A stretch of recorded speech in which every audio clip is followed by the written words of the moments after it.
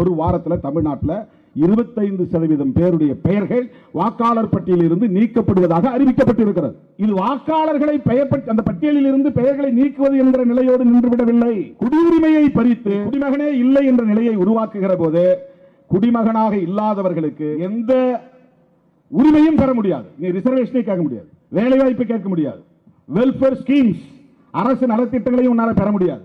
இந்த தலைமுறையில் பெற்றதும் வச்சுங்க, அடுத்த தலைமுறையில் கட்டாயமா அகதிகளாக்கப்படுவோம்.